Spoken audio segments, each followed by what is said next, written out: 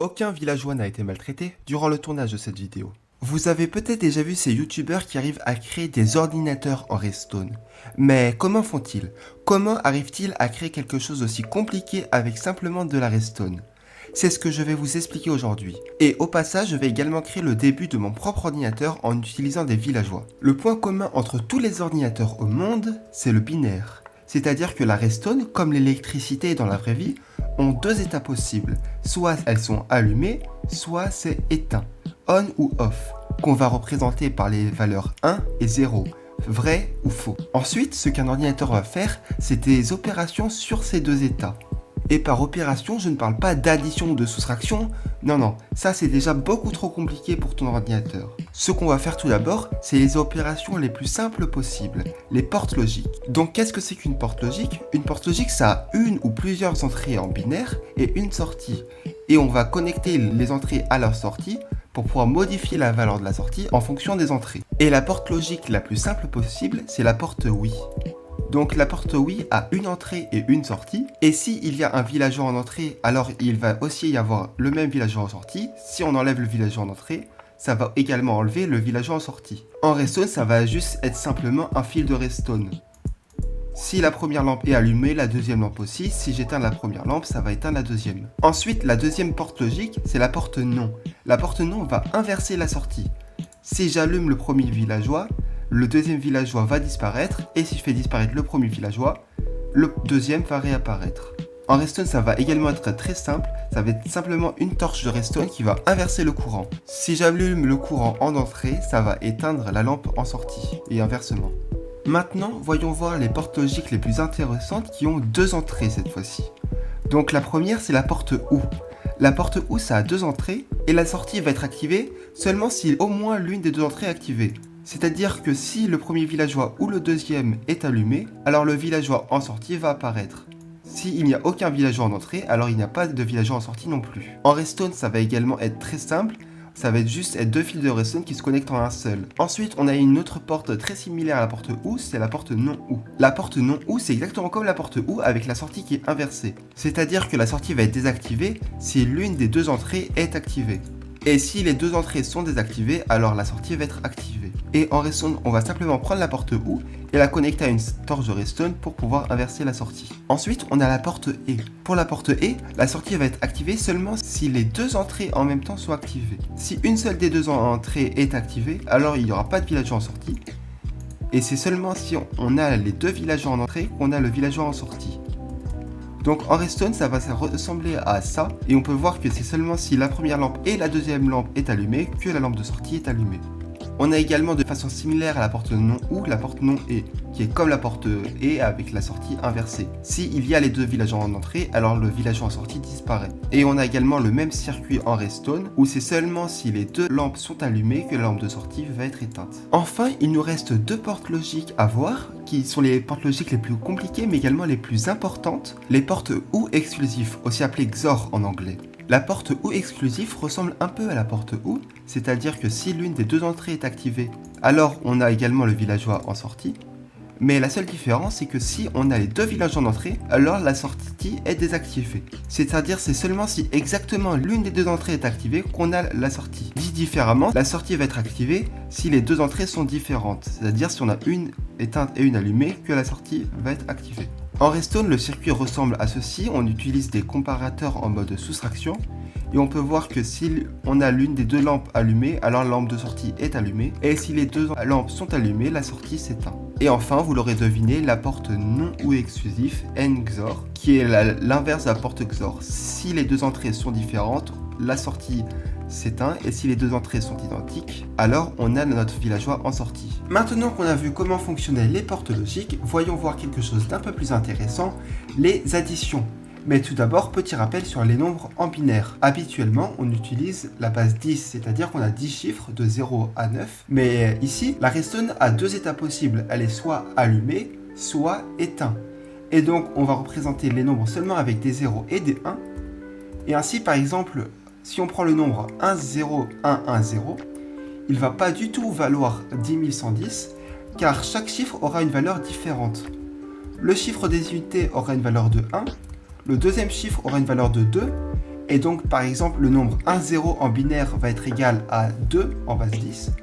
Le troisième chiffre aura une valeur de 4, puis on passe à 8, puis 16, et à chaque chiffre suivant, la valeur du chiffre double. Et ensuite, pour obtenir la valeur du nombre 1, 0, 1, 1, 0, il suffit d'additionner la valeur de tous les chiffres, soit 16 plus 4 plus 2, ce qui est égal à 22. Et ainsi, 1, 0, 1, 1, 0 est bien égal à 22. On peut maintenant passer aux additions. Donc si on veut calculer 0, 1, 1, 0 plus 1, 1, 0, 1, soit 6 plus 13, on va procéder de la même façon que si on voulait faire une addition classique. Donc 0 plus 1 égale 1, puis 1 plus 0 égale 1. Ensuite, on arrive à 1 plus 1 qui est égal à 2, qui s'écrit 1, 0 en binaire.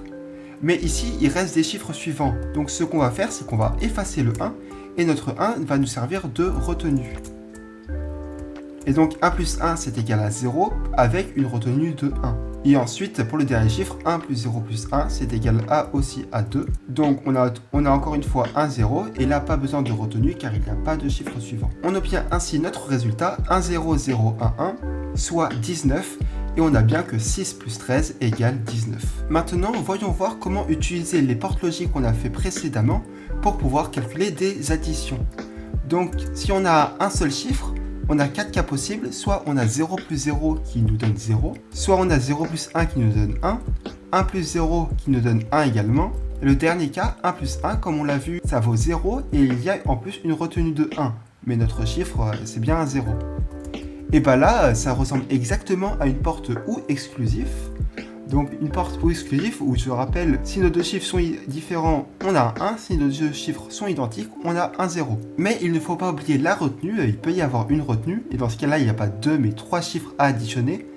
Et dans ce cas, ça va être quasiment la même chose, c'est simplement qu'au lieu d'utiliser une porte OU exclusif, il va falloir utiliser 2 portes OU exclusifs. Ce qui fait que notre circuit en porte logique va ressembler à ça.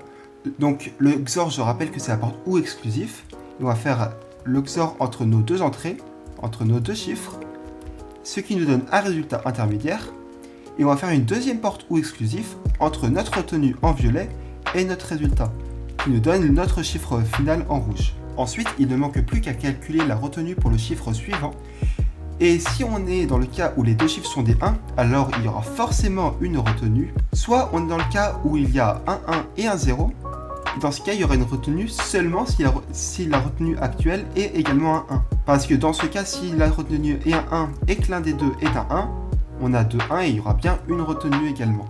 Et en porte logique, on va donc utiliser des portes AND si nos deux chiffres sont des 1. Donc si le premier et le deuxième chiffre est un 1, on aura une retenue pour le chiffre suivant. Et si notre retenue et notre résultat intermédiaire est un 1, on aura aussi une retenue. Car je rappelle que notre résultat intermédiaire, vu que c'est le résultat d'une porte OU exclusif, il va valoir 1 seulement si l'un des deux chiffres est un 1. Et dans ce cas, si on a une retenue et l'un des deux chiffres est un 1, on aura bien une retenue pour le chiffre suivant. Voilà le circuit final pour pouvoir additionner deux chiffres en binaire.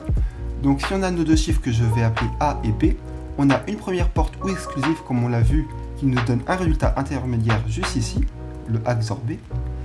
Et ensuite, on va prendre notre retenue et on va faire une deuxième porte OU exclusive entre notre retenue et notre résultat intermédiaire qui nous donne le résultat en rouge ici. Et ensuite, on a deux portes E, une ici qui calcule A et B et une deuxième porte E juste ici. Et ces deux portes E nous permettent de calculer la retenue pour le chiffre suivant comme on l'a déjà vu. Ensuite, il ne reste plus qu'à mettre à la suite plusieurs fois ce circuit. Donc là, j'ai mis 4 fois le même circuit à la suite pour pouvoir calculer des additions à plus de chiffres. Donc là, ici, je peux calculer des additions à 4 chiffres. Et si je reprends le même exemple que tout à l'heure, donc le premier chiffre, le chiffre du haut, on a 0, 1, 1, 0, donc 6, plus 1, 1, 0, 1, donc 13, et on a bien que 6 plus 13, ça vaut bien 1, 0, 0, 1, 1, 19. Et on peut donc faire des additions de n'importe quel nombre. Maintenant, place aux soustractions. Donc, les soustractions, ça va ressembler beaucoup aux additions, à la différence près qu'on va devoir utiliser des nombres négatifs. Donc, pour pouvoir représenter des nombres négatifs en binaire, il y a deux méthodes différentes. La première méthode est d'utiliser un chiffre en plus au début qui représente le signe de notre nombre. Si on a le nombre 11 ici, alors on n'a qu'à dire que si notre premier chiffre est un 0, ça représente un nombre positif et on aura donc plus 11. Et si le premier chiffre est un 1, on n'a qu'à dire que c'est le nombre moins 11. Donc ça, c'est un nombre négatif. Mais cette méthode a deux problèmes. Le premier problème est qu'on aura deux nombres 0. On aura le nombre plus 0 et le nombre moins 0. Ce qui n'a pas vraiment de sens. Et le deuxième problème, c'est qu'on aura du mal à faire des simples additions. Si on essaye de calculer 1 moins 1, soit 1 plus moins 1, alors on obtient 1, 1, 0, ce qui est le nombre moins 2, et qui n'est pas le résultat attendu. Pour résoudre ce problème, on va utiliser la deuxième méthode qui va représenter les nombres de façon cyclique. C'est-à-dire que si on a des nombres à 3 chiffres, donc le premier c'est 0, donc 0, 0, 0, on aura ensuite 0, 0, 1, le nombre 1, 0, 1, 0, le 2, puis 3, 0, 1, 1, et puis ensuite on continue. On arrive au nombre 1, 1, 1, et au lieu de s'arrêter, on va revenir au premier nombre, 0, 0, 0. Et donc 1, 1, 1 plus 1 va valoir 0. Et ce qui fait que vu que le 1, 1, 1 est juste avant le 0, le nombre 1, 1, 1 va valoir moins 1. Et le nombre qui est encore avant, 1, 1, 0, va valoir moins 2, etc. Et de plus, avec cette méthode, il est très facile de passer d'un nombre positif à son opposé négatif. Il suffit de remarquer que le nombre qui est juste au-dessus d'un nombre positif, c'est exactement le même avec les 1 et les 0 qui sont inversés. Donc là, on a le nombre 0, 0, 1, et juste au-dessus, on a le nombre 1, 1, 0. Et donc, pour pouvoir obtenir moins 1, on inverse les chiffres 1, 1, 0, puis on ajoute 1, 1, 1, 1, et on obtient bien un moins 1. Et ça marche pour n'importe quel nombre, on a moins 2, 1, 1, 0, on inverse les chiffres 0, 0, 1, et on ajoute 1, ce qui nous donne 0, 1, 0, soit 2. Et cette fois-ci, et ça marche même pour le nombre 0, 0, 0, on inverse les chiffres 1, 1, 1, puis on ajoute 1, et on réobtient bien le nombre 0. Et on a bien un seul 0 au lieu de 2 avec cette méthode. Cette méthode a tout de même un inconvénient, c'est le fait que vu qu'on représente les nombres sous forme de cycle, il va y avoir un nombre maximum. Ici on a les nombres 0, 1, 2 et 3, et il n'y a pas de nombre 4 car le nombre suivant c'est le nombre moins 4, un nombre négatif. Et ce qui fait que le nombre 3 ici c'est le nombre maximum, il n'y a pas de nombre au-dessus. Pour résoudre le problème, on aurait pu très bien utiliser plus de chiffres. Par exemple, si on utilise 4 chiffres, on aurait pu écrire des nombres de moins 8 à 7. Mais ça n'empêche qu'il y a toujours un nombre plus grand et un nombre minimum. D'ailleurs, les ordinateurs utilisent cette même méthode et la plupart des ordinateurs n'utilisent pas 3 ou 4 chiffres, mais ils utilisent 32 ou 64 chiffres. Et c'est d'ailleurs pour ça qu'il y a des ordinateurs qu'on dit en 32 bits et des ordinateurs en 64 bits, car ils représentent tous les nombres entiers avec toujours autant de chiffres, soit 64 ou 32 chiffres. Maintenant, voyons voir sur un exemple comment faire des soustractions en pratique. Donc si on essaie de calculer 7, 0, 1, 1, 0, moins 4, 0, 1, 0, 0, on va déjà, au lieu de calculer 7 moins 4, calculer 7 plus moins 4. Donc on va transformer le 4 en son opposé. Pour cela, c'est comme on l'a vu. On inverse les 1 et les 0, on obtient 1, 0, 1, 1, puis on ajoute 1. Et au lieu d'ajouter 1, on va simplement utiliser une retenue, vu que sur le premier chiffre, de toute façon, il n'y a jamais de retenue. Ici, on va mettre la retenue sur le premier chiffre à 1. Et lorsqu'on calcule l'addition, on obtient 0, 0, 1, 1, soit 3. 7 moins 4 égale 3. Et vu qu'on va simplement faire des additions, le circuit est quasiment le même que pour les additions. Simplement, le deuxième chiffre, donc le nombre du bas, on va devoir l'inverser pour pouvoir calculer son opposé. Donc ce qui fait que j'utilise une simple porte non. Et maintenant, on peut rassembler plusieurs fois ce même circuit. Et ce qui fait que pour le nombre du haut, on garde la même valeur. Et pour le nombre du bas, j'utilise une porte non pour pouvoir transformer les 0 en 1 et les 1 en 0. Pour pouvoir calculer la valeur opposée. Et en plus, on n'oublie pas d'ajouter 1 en forçant la première retenue en A1, d'où l'utilité du bloc de redstone juste ici.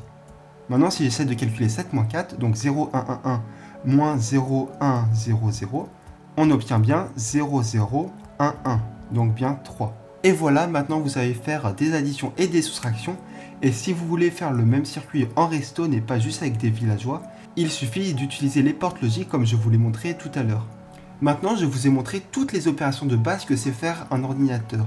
Toutes les autres opérations que vous pouvez imaginer comme multiplication ou autre, les ordinateurs ne savent pas les faire directement mais vont utiliser plusieurs fois ces opérations de base, que ce soit des portes logiques, des additions ou des soustractions.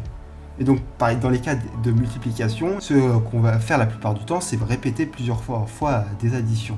Mais il reste une dernière chose que sait faire un ordinateur et que je ne vous ai pas encore montré, c'est stocker des données en mémoire. Un ordinateur sait stocker des données comme un fichier en mémoire. Et pour cela, on a deux méthodes possibles. La première méthode, c'est les verrous RS, SR Latch en anglais. Donc les lettres RS, c'est pour Reset et Set, les deux fonctions que sait faire cet outil. Avec le bouton Set, quand j'appuie dessus, ça va forcer notre villageois à s'allumer, à se mettre à 1. Et à chaque fois que j'appuie sur le bouton 7, ça va mettre la valeur à 1. Et le deuxième bouton, le bouton Reset, peu importe dans quel état est notre verrou, il va se mettre à 0. Et comme ça, je peux, en appuyant sur le bouton 7, mettre la valeur à 1. Et en appuyant sur le bouton Reset, stocker en mémoire la valeur 0. Et en Redstone, un verrou RS, ça va ressembler juste à ça. Donc c'est juste deux portes non qui se rentrent l'une dans l'autre. Et quand j'appuie sur le bouton 7, ça va mettre la lampe à 1. Et quand j'appuie sur le bouton Reset, ça va mettre cette lampe-là à 0. Et vu comment est écrit ce circuit, on va aussi avoir gratuitement la valeur opposée à notre valeur stockée. Donc ici, on a la valeur stockée qui est actuellement à 0. Et je peux la mettre à 1. Et de l'autre côté, on a la valeur opposée qui va être tout le temps opposée. Quand celle-là est à 0, elle va être à 1. Et inversement, quand elle est à 1, elle est à 0. Et c'est aussi comment je l'ai fait avec mes villageois. Donc j'ai deux villageois. Le premier villageois, c'est la valeur stockée, qui est 0. Et le deuxième, c'est la valeur opposée. Et cette méthode a un gros souci, c'est que se passe-t-il quand j'appuie sur le bouton 7 et Reset? Que se passe-t-il si jamais j'essaye à la fois de stocker la valeur 1 et à la fois de stocker la valeur 0 dans mon truc? Et bah dans ce cas, ça va juste bugger. Donc si j'appuie dessus, vous pouvez voir que pendant un certain instant, les deux villageois ont la même valeur. Et ça, c'est un gros problème, car les deux villageois sont censés toujours avoir des valeurs opposées. Et donc le fait qu'ils ont la même valeur, même pendant un court instant, est un problème en soi. Et c'est pour cela qu'on va utiliser parfois une deuxième méthode, le verrou D, donc D-Latch en anglais. Cette deuxième méthode n'utilise pas des boutons, mais cette fois-ci des leviers.